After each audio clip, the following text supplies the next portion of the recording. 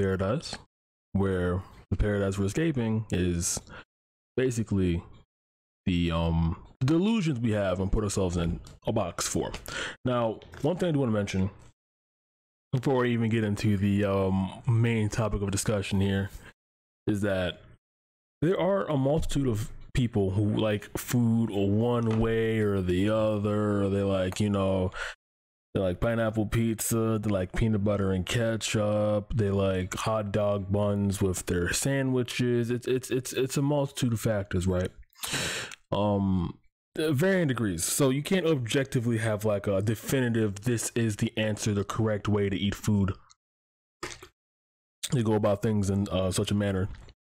However, there is a certain aspect, a certain point, right, where we can go, okay, so you don't like this because you're just being extremely picky. And at that point, I'm gonna be like, well, fuck you, because your pickiness is showing in a manner where it's just, it's not even necessary. Like, for example, one aspect of this I would like to introduce, that's not even the main subject at hand, is in regards to whether or not people prefer their cereal with milk first or cereal first. Like, in my genuine opinion, I feel like it depends on the situation by situation basis. If you want more cereal in your bowl, then you should add for cereal first, because then you can add milk until it fills up to a certain level, and then you're good. You have more cereal to milk ratio, let's concentrate in the milk with a more flavorful aftertaste, because it's extracting all the cereal goodness from it. And the other option is more milk than cereal, which will in turn give you a lot more consistency per bite, per scoop, but at the same time the milk will just be milk. However, you have a wetter experience. Now, well, I am more of a cereal consumer guy myself. I do see both sides of the aisle. However, seeing both sides of the aisle still shouldn't like affect your decision. You still should have a decision. That's the thing. Like, you can't be a centrist on every single point, because I will strangle you. Okay, so now bread, soggy bread or not soggy bread. Now here's the thing, right? If I had a choice every single time if I was making a sandwich, like if I had like to even get a sandwich, period, I would choose the soggy bread every single time, because of the fact this, right? What is soggy bread truly? Soggy bread is just wet bread. Now, when you go deeper into the aspect of soggy bread, would technically any form of liquid on top of the pillow of your meal choice, would that pertain to be soggy bread? Because it is technically being wet due to a condiment or some other grease aftermath or residual effect on the fucking bread itself, so therefore it would be a soggy bread. So therefore the soggy bread exclusivists can no longer eat condiments on the bread. It's a very non sequitur, it's a non-point in itself. So if you're anti-soggy bread, you're also anti-condiment bread in any shape or form. What's up, Yazid?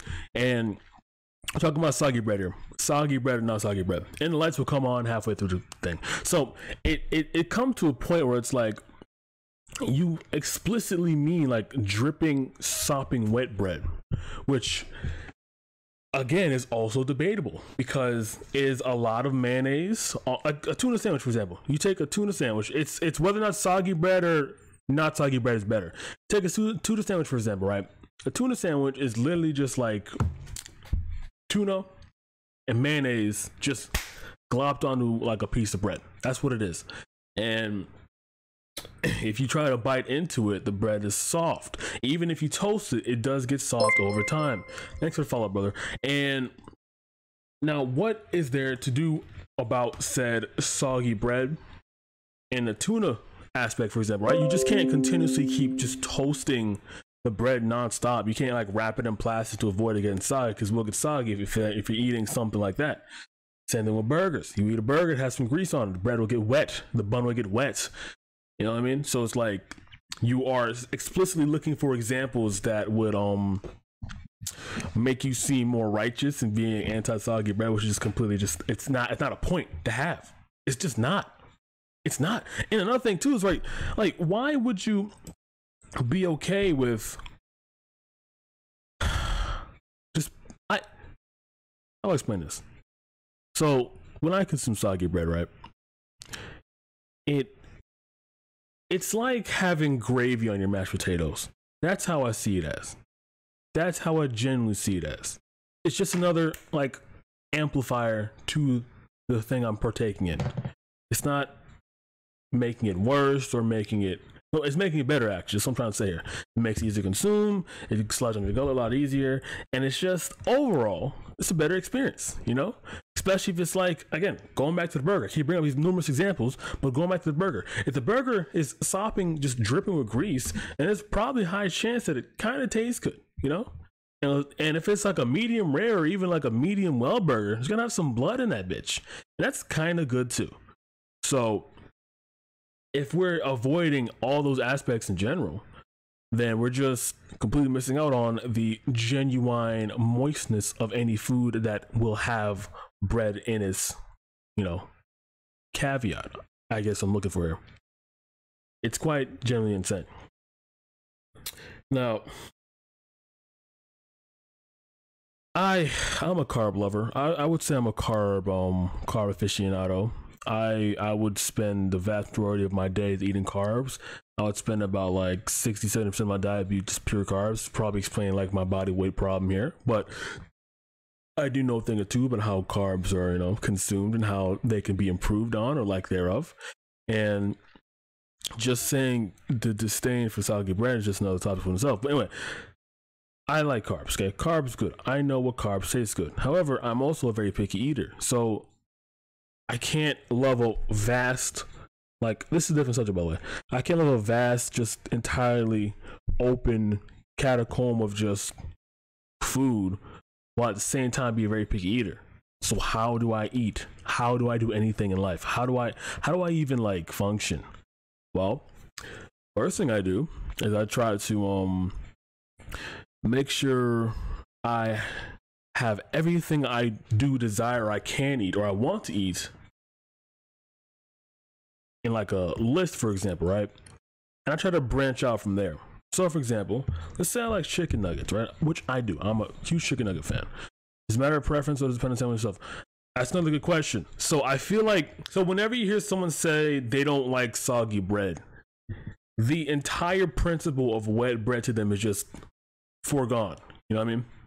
I asked someone earlier about this and they said it's essentially like having wet socks, and that's just not the case, because you can have a little bit of moisture on your bread and that technically still be soggy bread. You know what I mean? Like that can still be a thing. Wet socks, no matter what happens, the socks are still wet, and we know instantly what you think of when you say wet socks. I mean, like the whole thing is just dripping with sock juice. So that's the same principle that applies to sandwiches. Then that means you're using the extreme example. You know what I mean? Like it's just the one thing I would give them though is like the texture is kind of off. Like if you're eating like a burger, for example, like and you chew into it and it's like a little soft sponge just ripping apart, I will give them that. The texture is weird. Okay, texture is quite weird. It's like having iced coffee melt. It's like having the ice melt into the coffee. It'll dilute the taste, right? Yeah, it makes sense. Yeah, it's just how they frame it, because they always go to extremes. You know what I mean? It's very elitist, essentially. What was I saying before though? Something about carbs, right? Something about carb eating. So carbs good, carbs. I think I mentioned before. I'm a pseudo expert on the carb eating experience and how I forgot what I was saying. Never mind, fuck all that shit. But yeah, so essentially, I guess I'll like debate someone whenever it gets to that time. Well, I don't know if that would ever be the case, but yeah. So, soggy bread good, not so soggy bread can be good, but soggy bread is better, and that's the conclusion on my aspect of that. Now, another thing I do want to like mind blown think about, I mean, because I'm basically the smartest person on this planet right now, is whether or not all women are queens or all women thoughts. Now, here's a question that you just can't genuinely just straight up answer, because the premise itself is kind of skewed, right? Because if you want to be looked at as like a non-confrontational, non-incel, non-sexist person, you say all women are queens. But then you have to remember, oh wait, Karens exist. So I just can't say Karens are queens, even though I don't approve of any of their actions. So how do I go about this? And you say all women are thoughts, and you go, oh wait, no, I can't say that, because there are a multitude of women who are actually good people, who aren't just fucking me over. So you just ride the middle fence. But that's not good enough. As I said before, centrists deserve to be burned in hell, in a video game, of course. And I guess coming from a former incel, I do have a conclusion on the aspect of the matter of both. Yeah, Karens are quite disgusting. However, in the last pod, I did mention that, like, despite them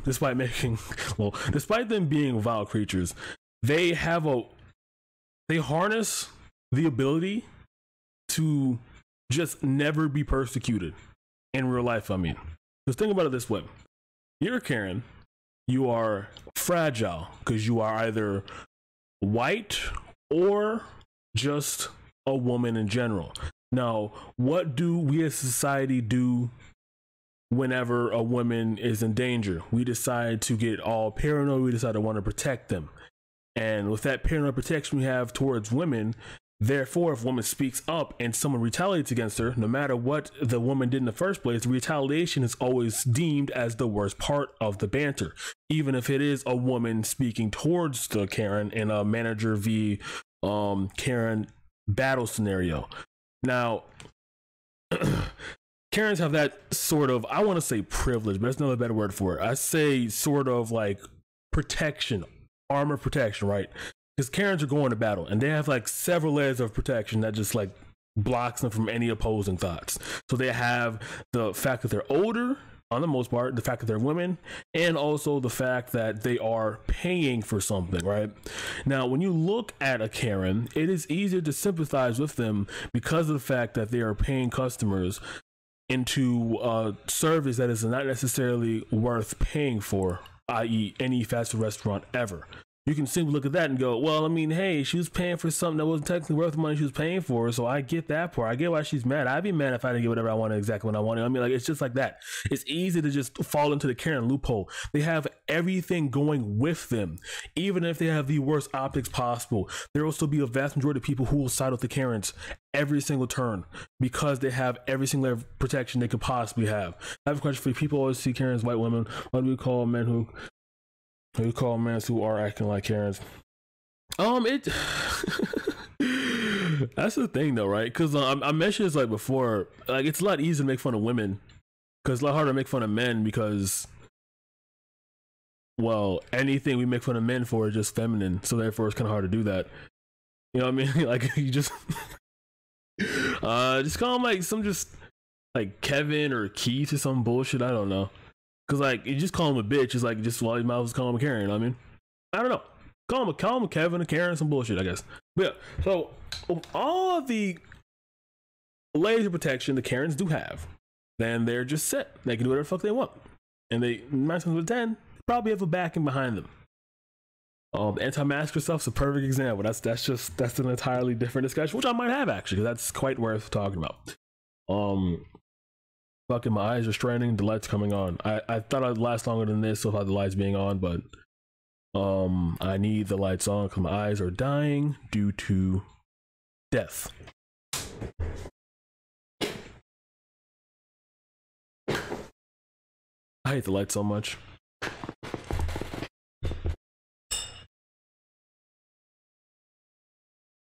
Yeah, bitches work. I'm not saying like you can't call them bitches because it's an effeminate insult, but like it still works though. But like the thing is too, right, is like I feel like you can call them out just for like not being manly enough. We might as well just go at them, just say, what, you can't handle your own situation like a man? What the fuck is wrong with you, dude? Huh? I thought you were a real man. Like just just dig at Mars some bullshit. Like, I don't fucking know. Oh man, bro. Like, so I've noticed, right? Not we, but as a society, we call like women very emotional.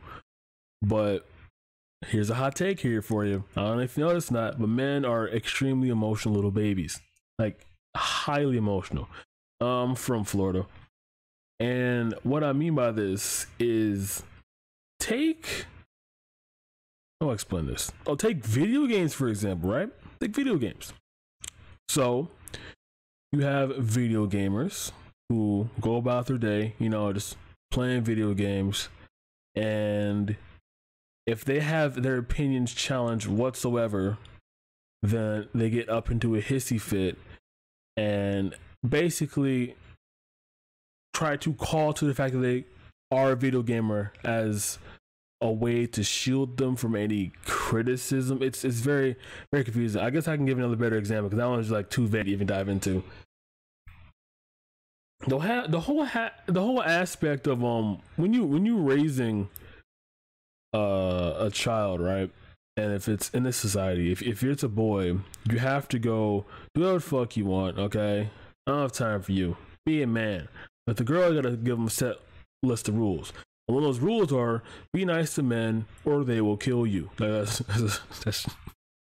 that's one of the rules. now when you set Timmy off into his, you know, tizzy of do whatever the fuck he wants ism, what that gives him is a sense of entitlement that basically implements this idea that anything in his brain is worth $1 million spitting out gold. Like if you look on Instagram, like any up and coming any creator like me, for example, that's a male, for example, they would say something, not receive the amount of reciprocation they thought they would receive from it, and then they blame everything else for not being successful. It's like, why the fuck? Why is no one clicking on my shit, dude? I thought anyone could make it. I thought my voice mattered. Like that sense of entitlement is like not exclusively a man thing, but it's a lot more common in men due to the fact that we don't have like a strict guideline like instilled into us. And I find that very weird though, because like, why do we think our opinion matters in any sense of form? Just why? Like at any front, why do we think our opinion matters? It never does, and it never will. It just doesn't. And we're all powerless beings who just float in the miasma of life and time, and at the end of it all, we'll just fade into nothingness. However, that doesn't mean that everything is nothing, but viewing your opinion as worthy because it exists isn't valuable within itself. You know what I mean? Like you have to have some backing. Like I just can't say some bullshit about like, you know, like I'm 6'10" and I think all people 6'10" deserve $20 million. I mean, like you just can't say that and just think that's a good idea just because you like it. Like you have to have some backing behind it.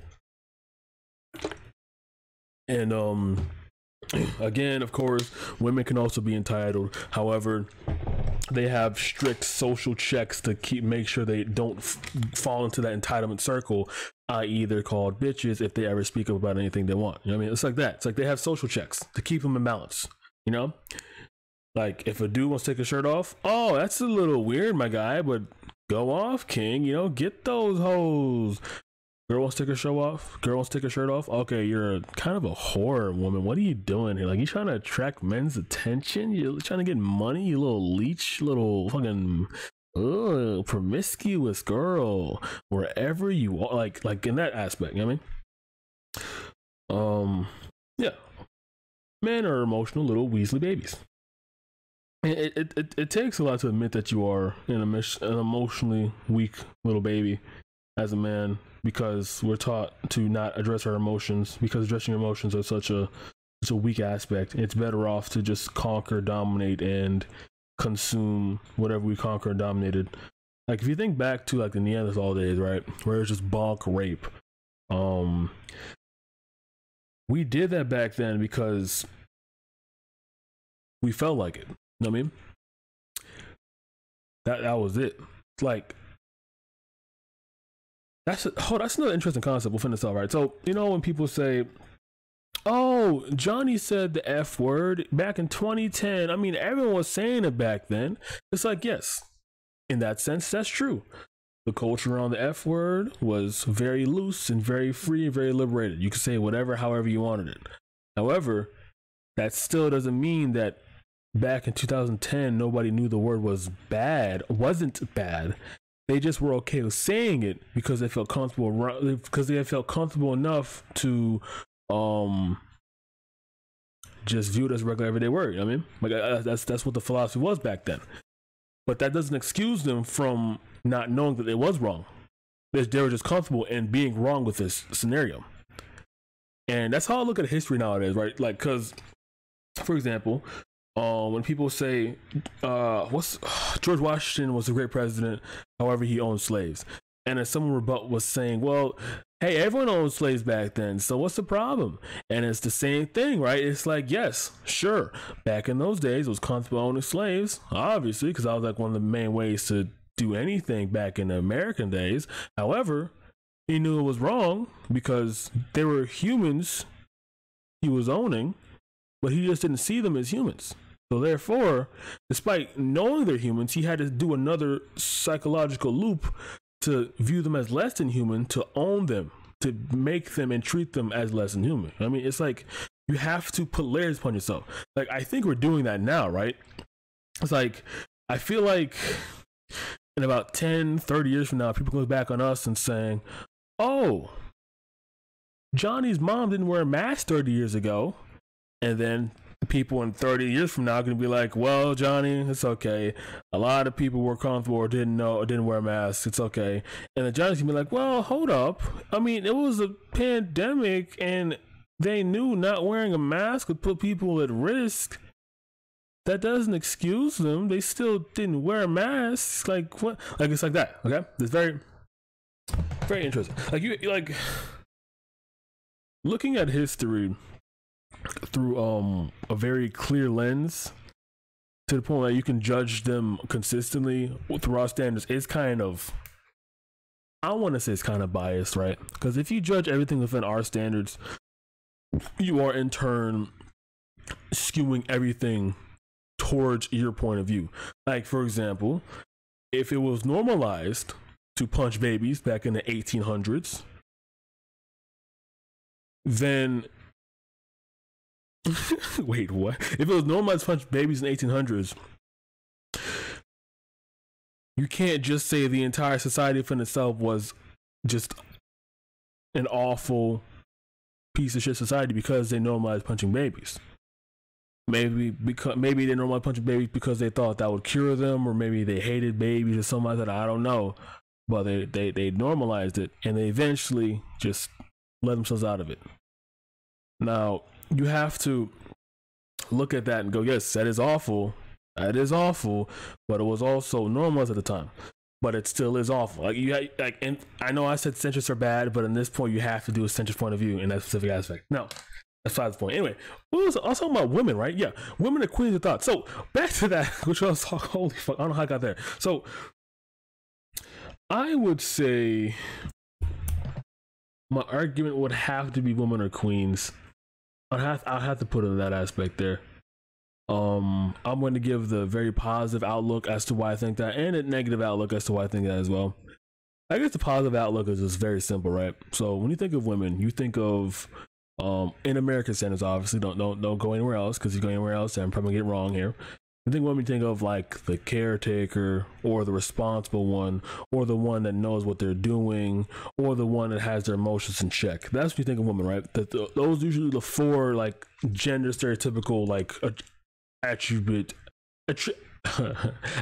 you think of women, right? It's those four. What I said, so responsibility, caretaker, independence, and I forgot what I said. Basically those four, right? And for men, it's usually along the lines of men strong, men do stuff, men work, men go burr, like that bullshit, right? And let's get into the fun statistics, right? So despite making up around 50 to 55% population, men take up about 90 to 95% of the violent sexual assaults in society. So if we just eradicated men, well, not 95, or like 80, something like that. Some disproportionate high amount, what I'm trying to say here. And if we just eradicated men, essentially, then that crime rate would just go way the fuck down, right? Instantly, just already off the bat, this is looking like just 1 point for women. Also, another factor is that women can put up with a lot more shit than men ever could. You know what I mean? Like if a man gets hurt, for example, they tell the world. A woman gets hurt, which they do on a monthly basis due to, you know, for, the bleeding. They don't really speak up too much because, societally speaking, having an opinion is bad for a woman. So therefore, that's another aspect they have for being a woman. They're more reserved and they're more like analytical in regards to how to deal with their emotions, which is very ironic because we don't view them as such. And the third point towards them I want to say is the fact that, generally speaking, it's just like they're much more comfortable to be around, like women in general. Like, even as a man myself, like I still feel like, not innately, but because of how society puts it out. In context, I know, but what do you think about cancel culture? I'll get that in a second. Hold up. Like being around other men, I feel like I have to compete with them at all times, right? Like even I was like with my friend like yesterday, I feel like I had to like out testosterone-ize him as a concept because he was also a man. So that was just very, it's a very weird thing. I can't explain. Even though I'm like a very woke individual, I still like felt that I still felt that urge to the out testosterone him. The cancel culture, it's very interesting though, because like if I don't delete my Twitter, I'm going to get canceled. If I get any notoriety, which I doubt I will, but like if I might get canceled. Like it has its uses. It does. It genuinely does, right? Because for example, people who are just like excessively toxic, they can just get purged out of whatever community they were just stewing in and get shine in the spotlight for how toxic they were. But at the same time, it can go too far and they can be doxing innocent people who don't deserve to get doxing. So it's basically like, I'll explain this. It's like an overactive cancer treatment, right? While you do get rid of the cancerous cells, at the same time, you're also killing the cells that are needed to have that person survive longer in life. You know what I mean? Like, as we cancel out bad people, we also get good people in the process of this wide stroke, this broad stroke of just cancel culture in itself. Because it's just like there isn't like a strict set of guidelines you have to follow to not get canceled. It can just be whatever anyone deems as offensive. Then they can just like smart laser just click the fuck out. You know what I'm saying? Kevin Hart's funny. I feel like Kevin Hart had to be like I think he said like some like gay shit, something I don't remember exactly. But he had to be hesitant about it because like he did get caught cheating with his wife. So he didn't want to like be too too confrontational in that aspect. So he had to bow down to cancel culture. I'd say it's still good overall, but like there are obviously targets that get caught up in the fire of it. But yeah, it's like a net. It's like a neutral sense. It's very neutral because like it is whatever people make it to be, essentially. But at the end of the day, like you can't truly cancel someone who doesn't give a fuck. Like Karens are a perfect example. Back to Karens. You know? Karens are just, they can't get canceled because they don't care. If you don't care, you can never get canceled. But that in itself could also get you canceled, but that's another point. It was natural at the time when he said it. Oh, fuck. Actually, hold on. Offensive language in itself is actually different. It's an interesting concept. So Eminem is a good subject to center on in regardless to sensitive topics because he's been known to drop like transphobic slurs, homophobic slurs, sexist slurs, but he has always strayed away from selectively racist slurs. Matter of fact, I don't think he said any like explicitly racist jokes towards any race I can remember in particular. I think he just specifically strayed away from that topic in general, which is very odd. Because, you know, as much as free speech Andy as Eminem was in his heyday, now I don't give a fuck about Eminem now. Eminem is like a dusty old dude now. Back in his heyday, I feel like he should have just said fuck it, drop the N-bomb. But listen, I'm not saying I wanted him to do that, but like if he's going with the same principle like across the board, then you might as well just say do everything. But my whole point of that is bringing up was like, why did he not say the N-word? Why did he never say the N-word? Why was he so opposed saying the N-word? Why did he never say the N-word? Why was the F-word okay, but the N-word wasn't? Because at the time, it was also very natural and cool for like random white people to say N-word. I mean, it still is now, obviously. You can say it in private the fuck you want, but like you have to realize the consequences of said word. But that's regardless. Like, you just... Why didn't he say it? Now, I think one of the main points Eminem would say is that, like, you know, he was around a lot of black people, he respected black people, and he viewed them as, you know, normal people. And if you apply that logic to literally any other slur, then you would not be able to say any other slur unless you don't view the target of said slur as human beings, like you view the black people as human beings. You know what I mean? Like, it's like that. Like, if you're going to be a piece of shit, you might as well just go all the way. Because if you're not, you're very hypocritical. And Optic Andes hate hypocrisy because that's the only thing they can see. Now, as an edgy person myself, offensive language doesn't offend me as a concept, right? It depends on the context. If you're just gonna say bleep bleep bleep bleep bleep bleep bleep bleep bleep and like just because you can say it, I gotta question that. Like, why specifically did you have to drop the F-bomb 45 times? And why did you have to drop the T-bomb 45 times? Is it because it was a joke every single time, or is it because like you generally have a response towards those groups of people? Like, so I'm saying, like, at my favorite line, context matters. Context always matters. Like, you just can't, like, calling your significant other a bitch, that alone, it's a neutral concept, right? Now, if you're either calling her a bitch when you're betting her, that's very appropriate. Calling her a bitch because you hate her, then it's like, no. Yes, context does matter. Exactly, that's my point exactly. And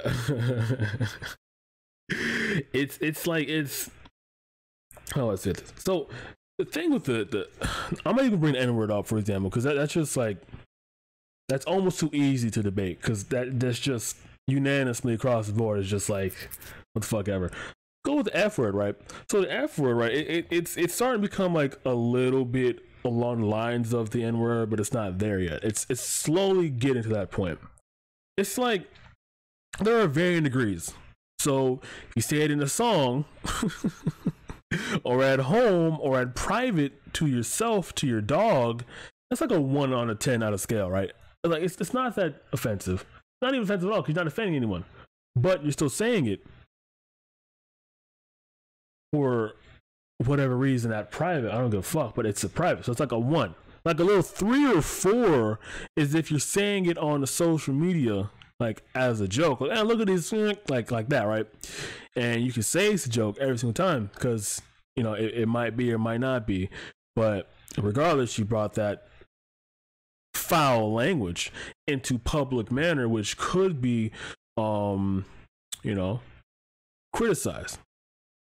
But within itself, as a concept, it is not fully harmless, but in regards to how dangerous that word can be, it is harmless in comparison to the next thing, which would be 6 or 7, which is directly saying it to someone. Now, if you're directly calling someone a slur, you have to ask yourself, why? Why am I calling a gay person, a person who I assume is gay or looks effeminate, the F word? Am I doing it because I think it's funny? Now, if you think calling people who you think are gay the F word funny, then might question your comedy directly. Because like, what if you think that as a concept is funny, then what isn't funny to you? What is serious to you anymore? Like if like genuine, it's basically like saying you would see someone get punched, you laugh at it like yeah, it's funny, and then you ask like, why is it funny? And like say, oh, because he got punched. But no, the correct answer is, if you see someone get punched, you say it's funny because the act of violence itself is so absurd, something I'm so out of touch with, that it's an enamoring reaction. I find it hilarious because it is such a disconnect to have on there. But if you find the concept of assaulting someone funny, that's like 2 degrees away from like, you know, just saying fuck it, I like assault. I mean, like it's just, again, that within itself is also very nuanced, because just because you find people getting punched in the face funny doesn't mean you like all people getting assaulted. But it could have a leaning tendency towards doing that. Like language itself and how it's implemented and how offensive language is said and how it's even used is very nuance. You can't just just pin everything down, because it's like I said before, it's just strictly nuance. Because there are people who actually like go on Live League, laugh at this shit every single day, then go to sleep, wake up, and never assault someone. They go to daycare, they take care of children, like they live a normal life. Like it happens. You know what I mean? Like people just enjoy just getting off the sick kicks. You know what I mean? And I would say the number 10 on the scale, like the F word, for example, is like literally calling a gay or effeminate person the F slur while assaulting them. That's obviously the worst like offense of the F slur, because you're just clearly implicitly trying to instill your hatred, concentrate it, and just drop it on them. You know what I mean? Again, context matters. I guess like the Live League scenario too, because like I would not that I was into Live League, but there is another factor as to why finding anything atrocious or like 9/11 footage, very appalling acts to be amusing. It's the genuine curiosity, right? Like you could be like, how does it, I wonder what it's like to slice someone's head open while they're still alive. Like, you can wonder that. You can look it up. You can find it and genuinely get your kicks off of finding the answer to that question. Okay? Because that alone is not within itself an indicator that you're going to be a serial killer. However, people who are serial killers tend to want to look at that footage as well. So it's like the groups kind of overlap. They're not mutually exclusive. They're not mutually exclusive is what I'm trying to say here. Now, you can also have genuine curiosity. Look at the head slicing, like, you know what? I like murder. Or have genuine curiosity. Look at the head slicing, like, oh, okay. It's kind of cool. I'm not down with it. But the brain go, brrr. You know what I mean? Like, you can be like that. And it's I'll explain this. To find out if someone is X, Y, or Z, you have to take independent actions like that within itself, and you have to group them together. Like, you just can't isolate them like, oh, you like skinning cats alive? You're a serial killer. It's like, no. That alone isn't enough. Now, that is a huge indicator as to if they're a serial killer or not, but it might mean that they're just, you know, they want to be like a fucking, what's like a pet morgue? Like a pet mortician, like pet autopsies. They might be into that. Who fucking knows? Who knows? That might be it. But like, okay, so one thing is like finding out if someone is a racist or not. That's a perfect example of this. Someone dropping the N-bomb. Does dropping the N-bomb in a casual or not so casual manner make you racist automatically? No. Not even if you like say it in a jokingly manner, like, oh, you know, ha ha ha, these N-words sure know how to call the ruckus. Like, that doesn't make you racist. It doesn't. However, that along other instances can indicate that you are. Other instances include, you know, which crowd you hang around in, what you actually find funny, what you actually find serious, what are your actual beliefs, blah, blah, blah, like that. But I feel like that's not as fun to dive into, like, phonetically as would be like determining a serial killer, right? But I feel like it would be easy to do that. So for serial killer, for example, it's a lot easier to determine who is what if you do that specific scenario. So for example, you have, like, in most cases they're white, but who the fuck cares about that for now? You have a very curious lad, and he's just, you know, skinning cats, killing animals, catching roaches, burning ants, fucking stomping on hamsters. He's doing all these atrocious acts. Now, that would be underneath the wonderful umbrella of animal cruelty. Now, okay, animal cruelty, I said before, it could be excused off as morbid curiosity, or it could be inclination leaning towards a serial killer. Now, another aspect that he could be serial killer is the fascination of rape or dominance over someone, which tends to be rape. So if they also happen to love or enjoy being in charge in an overly assertive manner, they love seeing depictions of people being in charge in an overly assertive manner, if they love hanging around people who are also overly assertive and sadistic, and if they love talking in overly assertive or sadistic manners, that within itself is also another indicator that they, as a child, could possibly grow up to be a serial killer. Now, that within itself is not enough alone to say he's a serial killer, he could just be an asshole.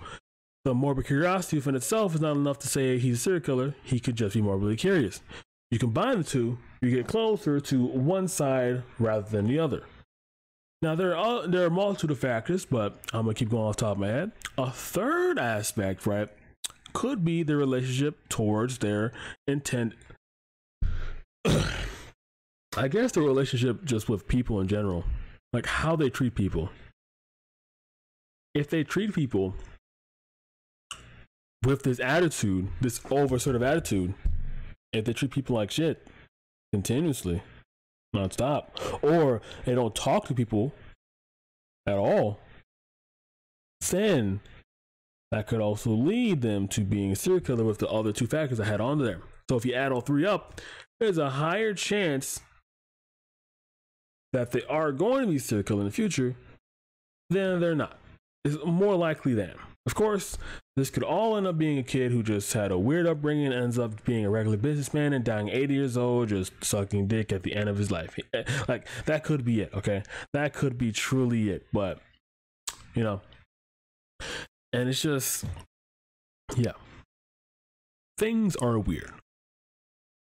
So, what the fuck? What? Soggy bread, regular bread, or toasted bread? I didn't bring about toasted bread. So the one thing about toasted bread, I guess I didn't mention, is the fact that, like, toast in itself, it's a concept that requires so much energy, that requires so much preparedness to even get to the state where it's at, that lazy people like myself aren't attracted to toast. Okay, I would much rather have just like a dishwater drenched piece of moldy bread than toast, because toast takes long to make in the grand scheme of things. I mean, like, if I wanted to waste 3 minutes of my time heating up my bread to make it a little bit harder, then I can just, then I would be wasting my time. So that's what I'm trying to say here. I mean, that's what I'm trying to say. Soggy bread for the win.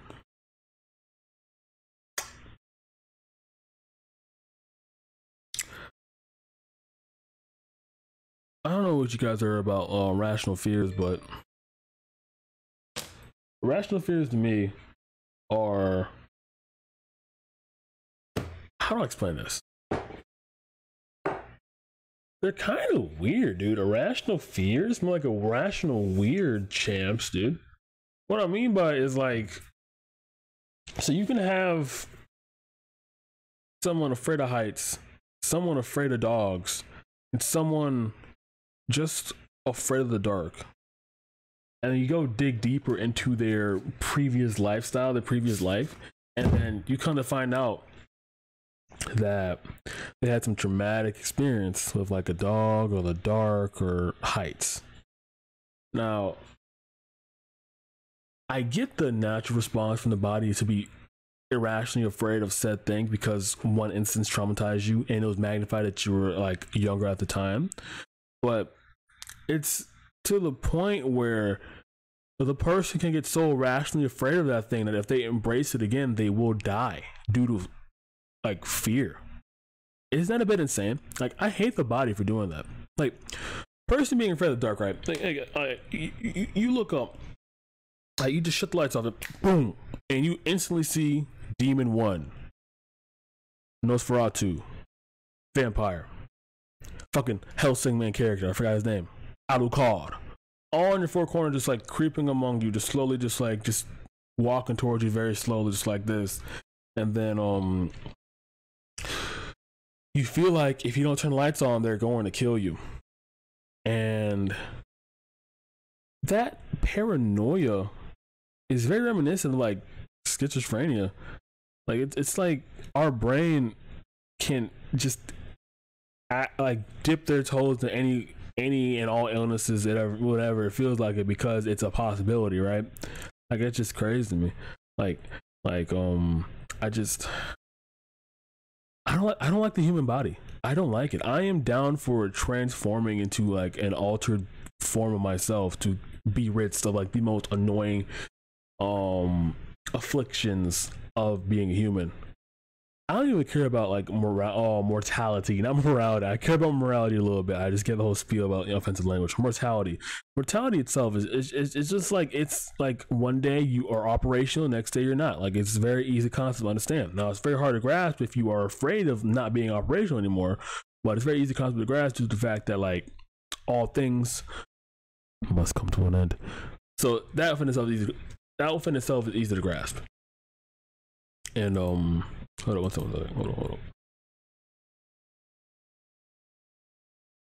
So yeah. Now, while things that aren't easy to grasp is the adaptable ability of the humans, or rather, in fact, the lack thereof. So, for example, if you're trying to get stronger, like I am, I'm trying to pump iron. I'm actually gonna pump some iron right now. I don't know if you can see the weight behind me. It's probably some trash behind me. You can't see anything but trash behind me. I have all this delicious yummy trash, but I'm trying to get stronger. I'm trying to attain a body that I do want to envision is the ideal body for the male body. Now, the problem with attaining strength is that humans have weaknesses or limits, for lack of better words. And if you reach that limit while trying to get to your ideal body, your body as is will be like, hey bro, slow down, let us recover, and you'll be able to be fully operational. Now, I might be a weak piece of shit, right? That's all on me. You know what I mean? Like, I'm not disciplined enough to fully commit to doing that on a consistent basis, even though I have been doing it quite well. Like, for the past like 4 days, I've been like doing decent little exercise wise for like 1 a.m. workout routine. You know what I'm saying? Like, I have like this like rush to just do stuff at 1 a.m. So I might as well take it to my advantage rather than just like trying to sleep and have that rush in me while I'm sleeping and have all these like electromagnetic feeling pulses going everywhere and trying to like disrupt my sleep, have end up with nightmares and shit. Might as well just put that to use. And a good productive way to do this is to exercise. And when I have the limit breaking moments, like I can't move certain muscle parts because I either haven't stretched them enough or I overstrain them due to lack of use prior to the said activity.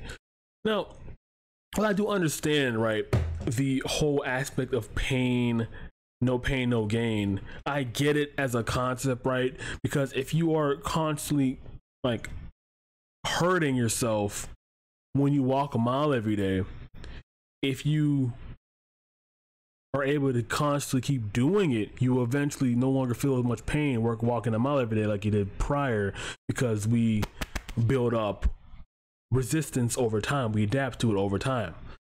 Now, my thing is, now call me eugenics special, I don't give a fuck.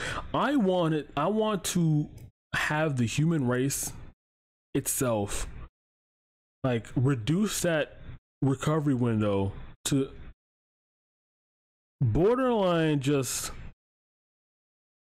a very amicable, like, reach, right? I want it to be very attainable for everyone to have the ability to recover at a decent rate, so they're not just dying after like the first workout routine, right? Now, it isn't because I want to work out and become stronger and not have any consequence of it. It's mainly because of the fact that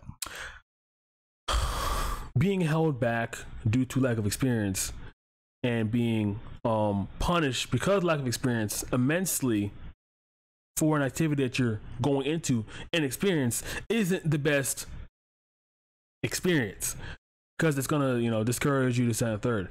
It's like, it's literally everything though. Like I like you, like whenever you make like content, I said it's like all last year, whenever you make content, like, and you don't get like 30 million subscribers your first day, you feel depressed, you feel you feel shit, you know what I mean? Like you basically have to like force yourself to come back and go at it again, because, well, basically you weren't able to recover well enough to get over the fact that nothing happened in your favor, but you gotta keep at it if you want to succeed. So I guess an exercise though, like if I had a choice, we can just breed more people who have higher recovery refractionary time to make it easier to do things in general. Therefore, we won't just like instantly have a cramp whenever we're running and flight or flight senses. Actually, hold up.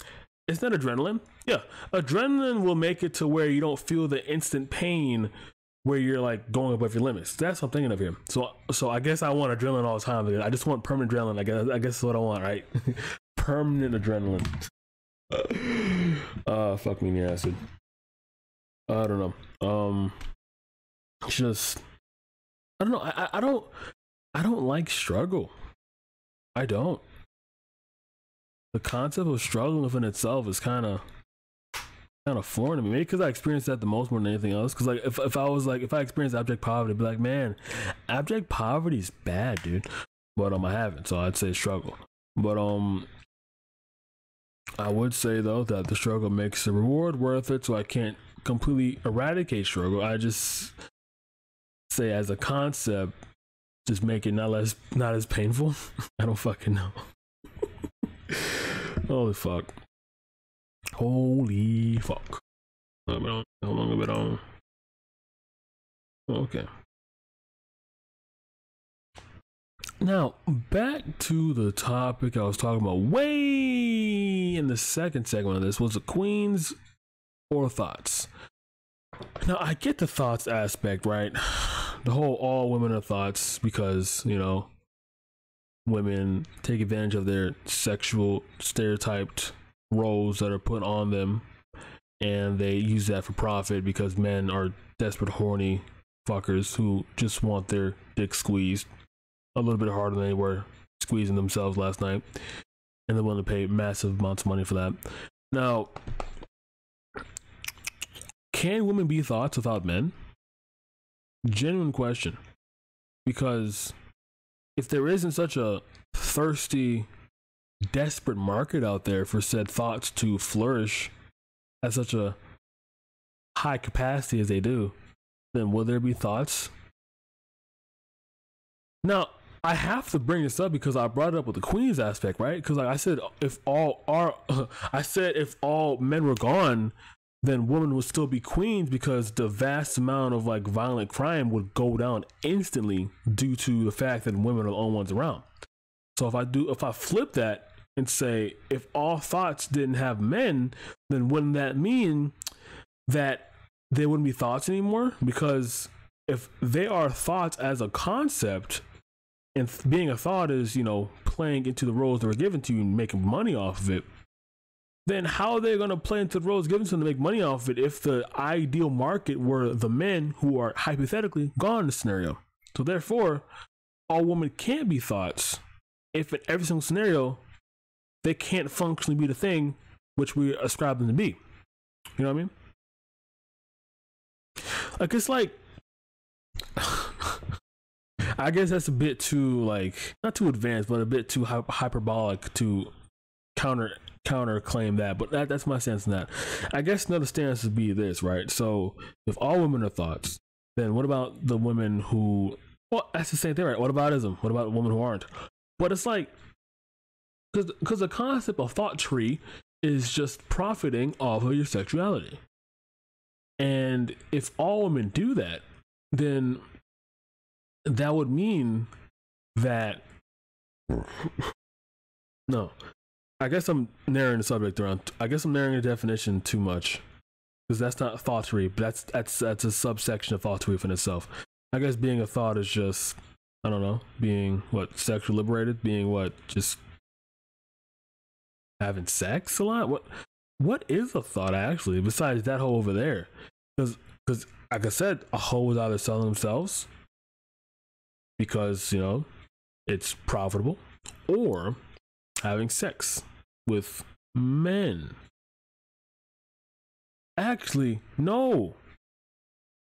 The concept of thoughts only exists in a heterosexual society because of the fact that men are the recipients of said thought tree.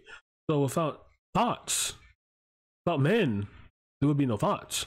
And thoughts can't be thoughts without men in a heterosexual society.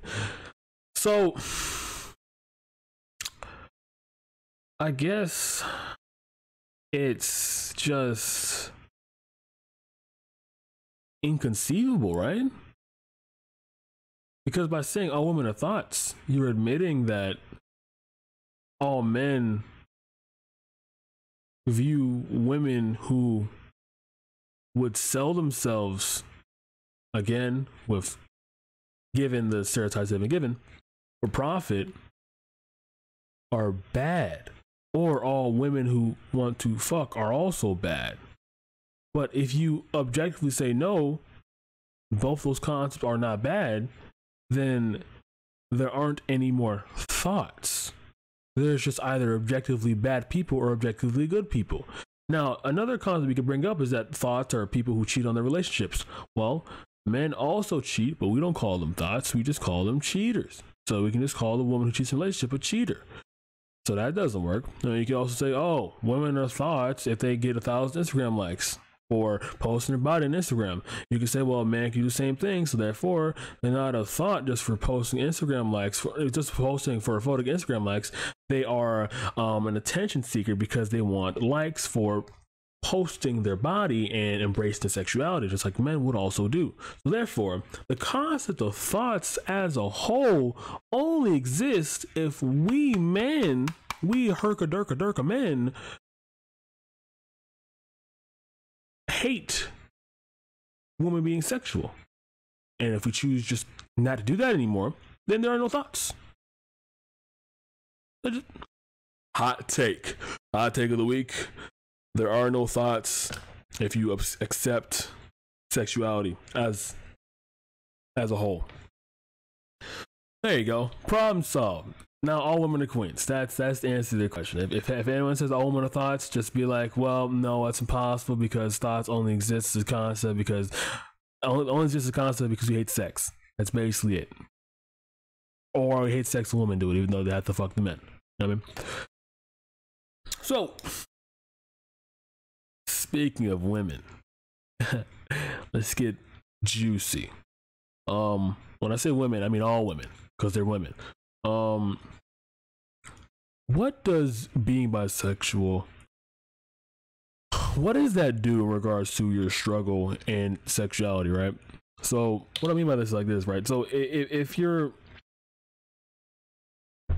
bisexual, but you tend to lean in a heterosexual route, if there was a new renaissance of a Holocaust where it's like, I'm killing all the gays will be shocked under Mike Pence's new law. If there is a gay that is out there that isn't shocked, I will make it so. I will get new energy from the source. If we have no electricity for that gay to be shocked, I will hold them in a closet, unfeed them, wait for lightning to come and then strike them there with the said shockery. Basically, if there was like just all bars off, just gays have to be eradicated because they're gay. Can't bisexual people just say, I'm not gay today, and just live? Like, can't they just I mean, obviously that's bad. Like regardless, that's just bad. Like, it'd be like a white passing mixed person, right? I know a few white passing mixed people, or I knew like two who like half black, half white, but they look like white passing enough where if there was like two white people and them standing next to each other, they'd be like, hey, what's up, white people, how you guys doing today? Can I give you guys a green bean casserole and then serve it up with water on? It's like they would just give them the white treatment, you know what I mean? So I guess like being a bisexual person, you can choose which struggle or which life you want to live. Now I feel like, honestly, hear me out now, the coward's way out is just to say fuck it and just be straight the rest of your life. That's the coward's way out, right? Like, why deny yourself the forbidden fruit of engaging yourself in the other side of your bisexuality? Now, of course, if you have more of an affliction, like if you're like 90% straight and 10% gay, which, I mean, for all I fucking know, it probably could be the vast majority of the population, then, I mean, that makes sense that you just assign or identify as being straight. I mean, but if it's like 60-40, 70-30, fucking 50-50, you like, it's basically like being a millionaire but only using half of your wealth and the rest of it you're just never touching. You're never putting in the bank account, never gonna putting in stocks, never investing in it. You're just throwing all the other money you had away because you're more comfortable living with the $500,000 and it makes you feel better because you can live with it better. Like you have the option of $1 million, brother. Don't sell yourself short. Now, I guess one counterpoint to that would be like, hey, you know, what if the person just says, I'm more comfortable one way or the other? Then that's besides the point. Like, fuck you, I don't give a fuck. Like, you can, like, the fact you can choose is quite crazy. That's insane. It's like you can wake up one day. I feel like getting plowed right now. That's just crazy. It's very crazy. That's a concept. It is quite my favorite word here. Enamoring.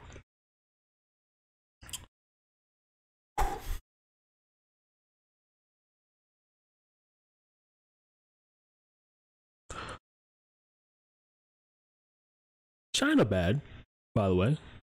China bad. Now here's the question. Peanut butter jelly. Would you tend to lean more peanut butter or jelly on the sandwich? Now, it's a very interesting concept because you have two things at odds here. You either have the component of the dry yet savory / a little salty aspect of the peanut butter dominate the sandwich, or you have the gloopy, overly concentrated, sugary mass blob of just goodness and jelly, and have that dominate the entire sandwich, and have the peanut butter be a faint aftertaste in the sandwich, which basically you're either having a jelly sandwich with a faint peanut butter essence to it, or a peanut butter sandwich with a little bit of moistness to it. Now, I feel like it depends on whether mood you're in. Of course, I'm gonna be fence riding this entire time to make my decision here, because like one day you could be like, fuck it, I feel like just overdosing my pancreas right now and giving it the highest amount of high concentrate fructose corn syrup. Or you can say, fuck it, I feel like being a little safer, a little blander. I want to have more peanut butter, making everything a little bit drier, make everything a little, you know, just have a little wet peanut butter. And I feel like, as a former jelly addict myself, I thought I heard something. I feel like I am more comfortable with a jelly concentrated sandwich with like the essence of peanut butter.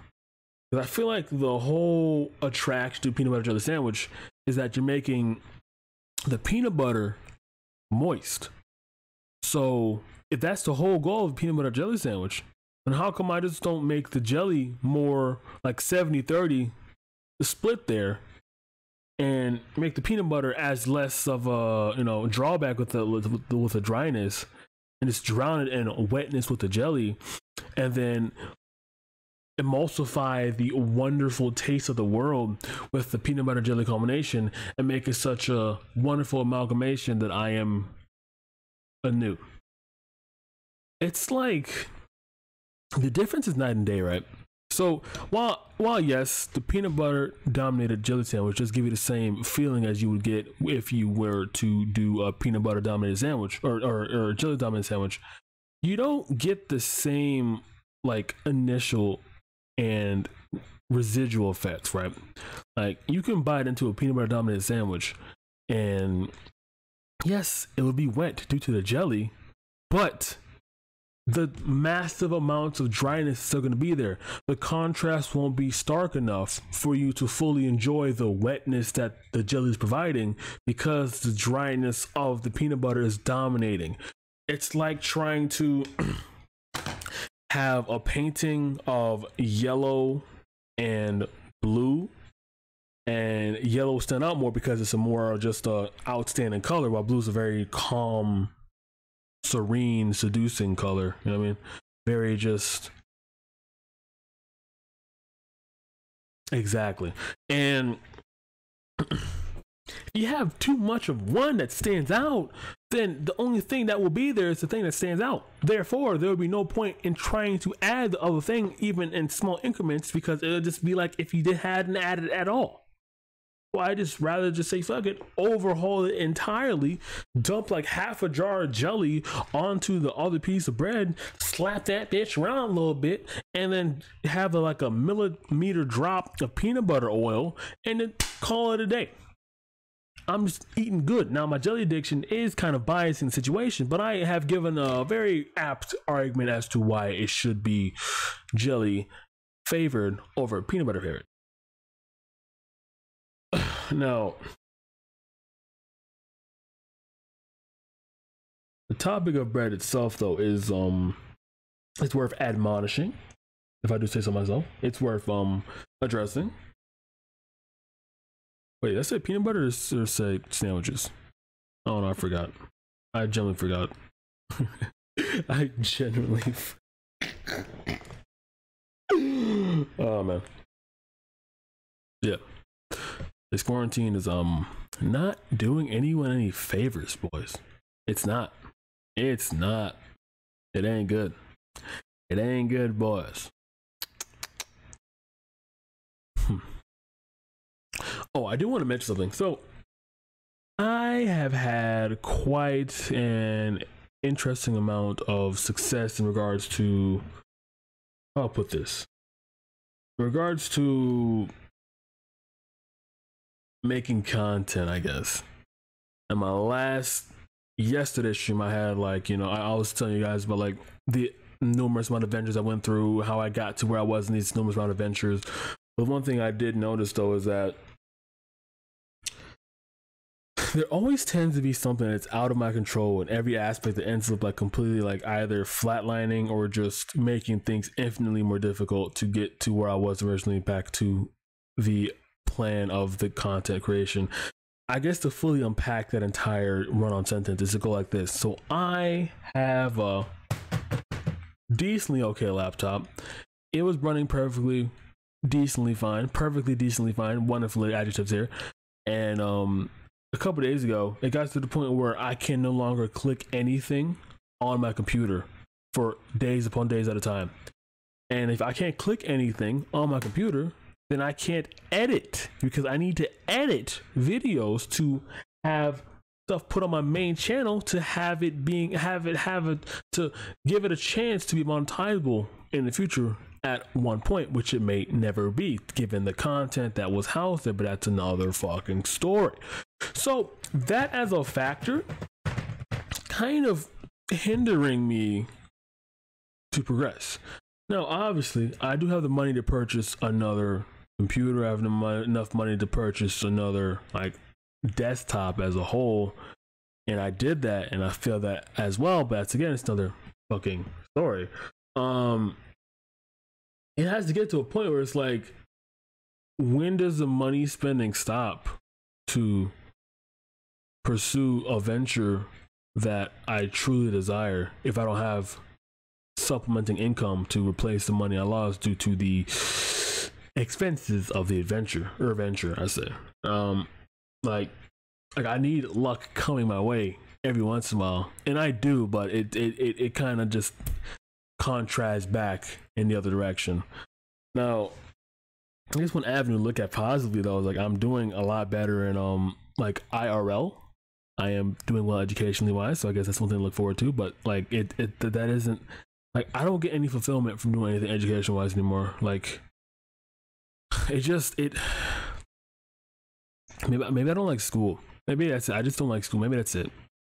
Like I like learning. Like I read the news like basically every day. I spend like an hour or 2 hours in my bed reading news articles about our wonderful states of America and how it's just being beautiful, and we're always number one in no matter the category, whether it be good or bad, we're number one, baby. And I delve deep into the concept of learning more about the news, but education as a whole is a bit yikesy to me, despite me being so deep into it already, because I've taken quite a few technical classes, I've taken quite a few supplemental college classes, I've taken college several times before this, I've been in this for quite some time, and generally speaking, I'm going to go on about 2.5-3 years going to the same college due to the pacing I decided to take, because I didn't know how to take it normally. So yeah, and it's quite not eye-opening, but eye-closing, right? Because like I just want independence, but I know that independence cannot be granted unless I have something to supplement the independence, i.e. a source of income. And the ideal sources of income are from places that I do enjoy investing my time into, but that's just not working out due to the constant downfall of luck every now and again. You know what I mean?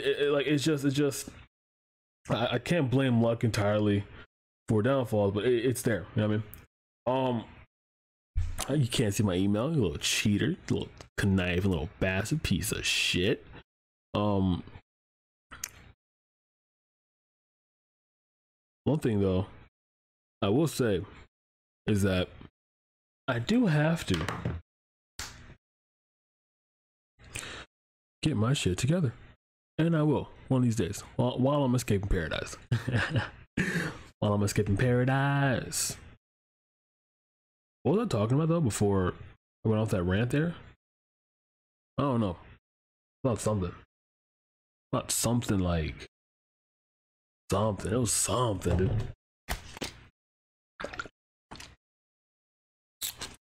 But yeah. Whew. Alright. I'm heading off for now. I'm gonna go exercise. Thanks to y'all for coming out. I appreciate it. And I'll be back tomorrow around the same time, ranting about the same shit. Probably. They talk about bread for 2 days. What do you mean? It's only been like an hour and some change. It hasn't been 2 days. You know what? I can actually talk about bread for 2 days. I actually can do that because I make bread, okay? And I can talk about every little molecule in bread in itself as a concept because I'm a very stretch worthy person. I can take any topic and just stretch as long as I fucking want to. But the concept was whether or not soggy bread or regular bread was better, and I believe I gave a good argument as to like why soggy bread is decent, you know, and why the soggy bread haters are just like, they're very picky and they're not willing to stretch the definition out to a full-on explanation as to what they mean by the hate soggy bread. Because what people mean when they hate soggy bread is they mean they hate the texture of wet, soaking sponge bread. That's what they hate. Or sponge texture bread, which I can kind of get behind, even though I don't agree with it whatsoever. I can see it. I mean, like, I can see both sides. I have two eyes, I have two ears. I can see both sides and hear them both. You know what I mean? Like, I can see it, even though it's wrong. Even though it's genuinely wrong. But regardless, toast is the worst out of all of them because you have to actually work to get toast. Soggy bread takes seconds. You just dip it in your wet medium of choice, and it becomes soggy. Plain bread is just dry. Actually, technically speaking, there's no such thing as non-soggy bread because when you eat it, it becomes soggy. So therefore, the concept of even having just not soggy bread is irrelevant because by the time you eat it, it becomes soggy. So if you hate soggy bread because of the texture, then you just hate saliva. If you hate saliva, then just get your saliva glands removed, dude. I'm evil. I might be evil. I don't know. Yeah, dude, get your saliva glands removed, huh? You fucking soggy bread haters. It's soggy bread so much.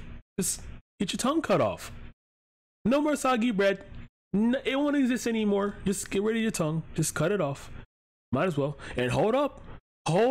Wait a minute. Your fingers, they exert oil. And oil is a medium that gets bread wet.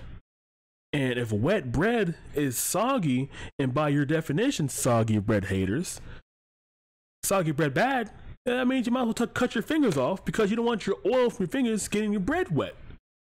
So therefore, cut your fingers off, cut your tongues off, soggy bread haters, because you don't want to get your bread wet, do you? But wait, there's another concept we're missing here, right? Air has moisture in it. Whether you like it or not, whether you live in the Sahara Desert and it's like zero moisture, there is moisture in the air because we inhale that air to make, you know, oxygen? I don't fucking know. Regardless, there's moisture in the air. So to remove moisture from the air to make your bread less soggy, i.e. less wet, just cut your fingers, cut your tongues off, and eat bread out of space. Therefore, no more moisture. What I'm trying to say here conceptually is there's no such thing as non-soggy bread. Soggy bread is inevitable. Soggy bread is inevitable, and it will be here eternally, and you will never escape soggy bread. As a matter of fact, if you try to escape soggy bread, it'll come back. Yeah, it'll come back. I'm just out here eating grilled cheese with tomato soup. That is like the soppiest, soggiest form of bread to ever be invented. Like, I know you dip that shit in tomato soup and shit. I mean, it's good. It is wonderful. But there are people out there who would hate on you because you like your bread just soaking wet, which is a weird and foreign concept because, like, you should be able to enjoy wet bread without being ridiculed. You know what I mean? Like, what's going on here? I don't understand. Like, why are soggy bread lovers ridiculed out here? Like, why are we getting all this hate? Why are we getting monitored? Why are we getting ostracized? Why are we getting extradited for being lovers of the bread of sogginess? I mean, like, let us be. Stop being so picky, you motherfuckers. Let us be. If I want to dip my entire loaf of bread into a bucket of water and eat it, I should be able to do it without sounding weird. I should. Wait a minute. Isn't butter wetness? So if you hate soggy bread, then wouldn't that mean you're supposed to hate butter as well? Because if you put butter on bread and melt it due to heat of you toasting, which toast is a dumb concept, by the way, you're making the bread soggy. Therefore, no butter on toast. Now, the reason why I hate toast, right? I get it functionally. Functionally, toast makes sense because obviously you can't have just cold bread and not have it heated. Obviously, you gotta have heated bread to melt the butter on and make it soggy and delicious. But just toast it. So it's just like you're taking a medium. Oh, thanks for following, bro. Appreciate it. You're taking a medium of a blank canvas, which is bread, and you're applying heat to it to make it harder, but it's still like that'll have to be probably another fucking thing within itself. I don't like anything you are saying, but you say. Oh, that's me whenever I look in the mirror, man. That's essential. That's whenever I look in the mirror. That's what I say. Like, I'll have to gather my thoughts and to explain my hatred as to why I hate toast so much. Because like whenever I think of toast, like in front of stuff as concept, like I get severely frustrated, even though I need toast to function as a basic human being because I make bread all the fucking time. But it to me it's just a waste of time. That's just my main problem with toast. It's just a waste of time. It just genuinely is. Like if I had the choice every single time, I would just have plain bread. I wouldn't toast for bread. If I can avoid it, I just wouldn't. I just like it doesn't. Only thing toast does to the aspect of bread, it just makes it harder. That's basically it. It just gives it the extra texture, and it makes it drier. You know, the thing I'm against, dryness. I'm a soggy bread boy. I guess that's my affliction as to why I hate it. I just love fucking soggy bread so much. I'm almost obsessed with it. Essentially, it's my thing. It's my affinity. It's my affliction to it. It's my affinity of bread desirableness. But yeah. All right. So I'll be back on tomorrow around 11 p.m. my time EST, which is about 24 hours from now, 23 hours. You know, how long I've been on for about an hour and a half essentially. So yeah, thanks for coming out, guys. Appreciate it, and eat soggy bread or I will kill you. Oops, wrong one. Bye.